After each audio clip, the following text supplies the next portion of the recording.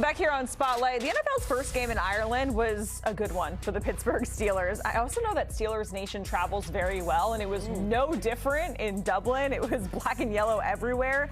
That defense built upon that strong showing in Week 3 against the Patriots, sacking Carson Wentz 6 times. On offense, the run game was clicking. Aaron Rodgers looks more and more comfortable as time goes on, and I hope that he got his Guinness on tap that he shared with us about that is allegedly his favorite beer in the world. Now, the AFC North is not really turning out how we suspected it in the offseason. The Steelers sitting at 3-1, right at the top. The Burrow-less Bengals at 2-1 for now. We'll see what happens over the next 3 months or so. And then we have the Browns and the Ravens off to a 1-3 start to the season. We know getting to a Super Bowl, which is the goal for Baltimore, gets kind of bleak as you're getting into those sort of records here. Only one team has made the Super Bowl with a 1-3 start to the season. Let's welcome in our NFL analyst, Ryan Wilson, John Breech. Great to have you guys back here. We're going to give out some grades for the AFC North, starting with the Steelers. 3-1, sitting at top of the division. The defense is getting right. The Rodgers, DK Metcalf connection looking better and better.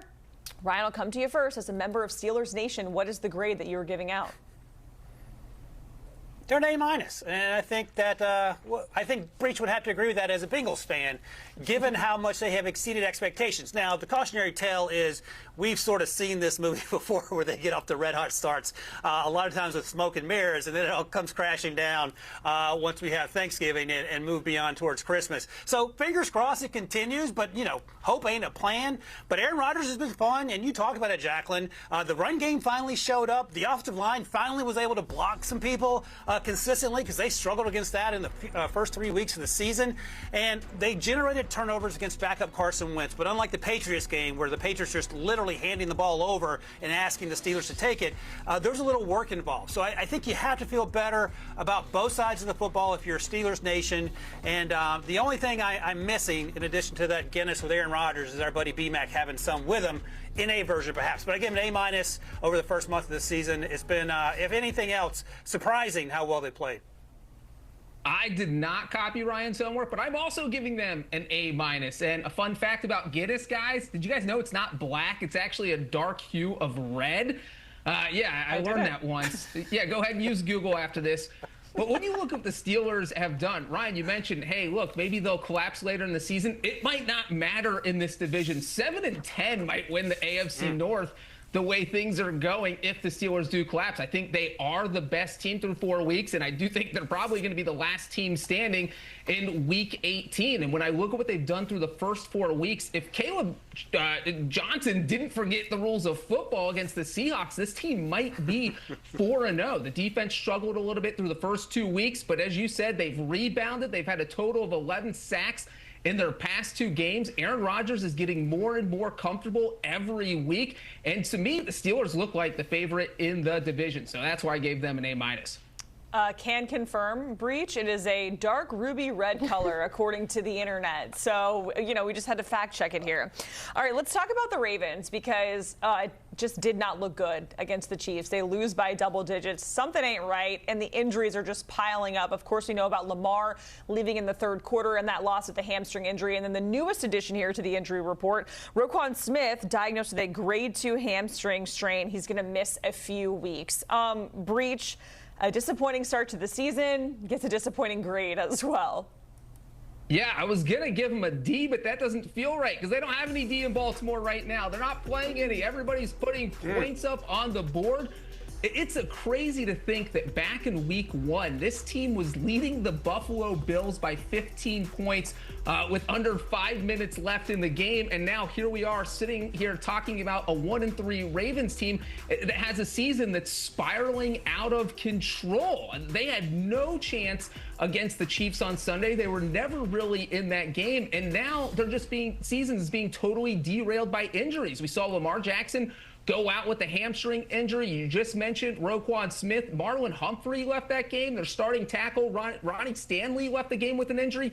You can take a few injuries in the NFL. Teams have a lot of depth, but the Ravens are just being crushed. So I have a hard time seeing them rebound from this early quarter of the season where they've already struggled. So I've got a D, and I'm not sure they're going to do much better going forward. Yeah, I'm only slightly more optimistic in terms of the grading, but I agree with everything you said, John. D+. And, it would be easier to name the players that are healthy on the Ravens than to go through the list of guys who aren't healthy. That's how bad it is. So part of this is just being unlucky. But as Breech noted, they were up double digits late against the Bills team that might be the best team in football. And from then, it has snowballed straight downhill off of cliff and into a fiery furnace, it feels like, because there has very few things, if anything, has gone right. Maybe the kicker, Tyler Loop, has been the high point, and I'm surprised Breech didn't mention that as our special teams correspondent, but that's how bad things have been in Baltimore. And there's a real chance when they go into their bye in 2 weeks, they could be 1-5. Now, the season isn't over in that they can't get to 500 or better, but their playoffs, it could be, you see it there. They have the Texans and the Rams in their bye, and if you're sitting at 1-5, you have a lot more questions than answers. So D+, I don't know where you go from here unless you can get everyone healthy with some sort of Mr. Miyagi magic. Otherwise, this season, while not lost, you can see loss down the street, and you're trying to avoid getting there. All right, so the Ravens are sitting at 1-3. So are the Browns, and somehow they pulled off some win against the Packers last week. That was kind of shocking. Ryan, you're being a little bit of a more harsh grader here with the Browns. So, I believe. Yeah, I have to double check. You're the harder grader. So tell us your grade. What is it for the Cleveland Browns as they're sitting here 1-3 on the season? This is Breech's Ohio bias shining through. I give him a C-, but I feel much better about the Browns than I do about the Ravens, even though they have the same schedule. The Browns' defense is the best defense in the NFL. They have drafted extremely well, but they're also 1-3. The only issue that's staring them in the face, and we see it each and every week, a couple issues. The primary one is the quarterback situation, and they have to resolve that. If they had a replacement level quarterback, they could be leading this division. The run game is really good because of the players they've drafted. They do have some needs at wide receiver outside of Jerry Jeudy, and he struggled a little bit. But there's a lot of reasons for optimism outside of the quarterback position. I know their fans are frustrated, but we forget that Kevin Stefanski's won Coach of the Year twice. They won 11 games 2 years ago. I just think they have bungled the QB situation. That lands them at 1-3. And if they had figured that out, even halfway figured it out, and they were, perhaps 2-2 or even 3-1, the grade would have been higher than C-. Ryan, I actually agree with you. I also gave the Cleveland Browns a C-. I think when you look at Cleveland, a lot of people expected this team to be 0-4 at the quarter point because of their early season schedule. They had to face the Bengals with Joe Burrow in week 1. They had to face the Baltimore Ravens in week 2, and then the Packers and Lions. And when you look at that 4-game slate, that's brutal. But not only did the Browns win a game, they came out of it, and they have the #1 defense in the NFL. They've given up the fewest yards, so that tells you how good this defense is. And you hit the nail on the head, Ryan. If the Browns had replacement-level quarterback play, they could compete in the AFC North. Maybe it's time to start a rookie. Maybe it's time to trade for Kirk Cousins, but the Browns need to figure something out because they really have a playoff caliber defense. They just need an offense and a special teams that can match up talent level-wise. Breech, I'm hearing that your grade was changed last minute.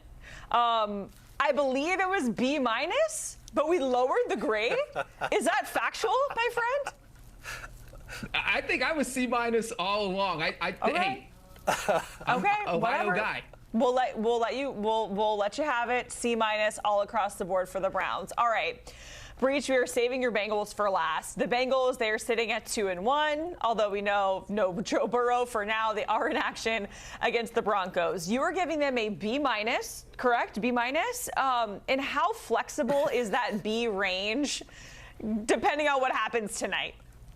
Well, I was going to give him an A+, but I didn't want you guys to laugh at me, so I downed it to a B-. I think it's important to remember, you look at the Joe Burrow injury, and a lot of people talk about the Bengals like they're 0-3. There just seems to be, they've fallen off the national radar. But no matter what happens on Monday night, if they lose to the Broncos, they're still second place in the AFC North. If they win, they're tied for first place after 4 weeks, and that's a great place to be considering your starting quarterback is going to be out for the next 3 months. And when you look at their first 2 wins over the Browns and over Jacksonville, those are a lot more impressive now because we know how good Cleveland's defense is. The Jags are 3-1.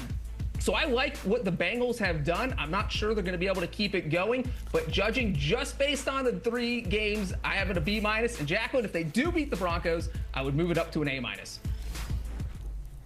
They're not beating the Broncos. I give them a B- as well. We're not one to live in the past, but I will live in the past for this grade for the Bengals, because moving forward, as we just saw on that schedule, it ain't going to be easy, especially when Jake Browning's trying to set the interception record in 1 week.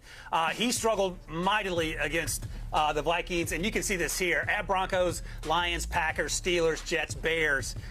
If they win 2 of those games, Breech, I'll be exceedingly excited for you as a Bengals fan. But the reality is, without Joe Burrow and with the defense still struggling, I don't think the B- is going to hold up over the middle part of this schedule. So B- for the way they started. Congratulations.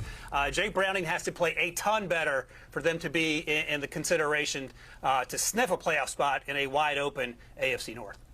Breech, we have to admit when we were wrong. That was an error on our end. You did have a C- for the Browns. We will fess up. Breech, Ryan, we appreciate it. Checking in on the AFC North and getting some grades. Where the Steelers, the only ones that are in the A, I think technically A-, whatever, the petty A, as we like to call it.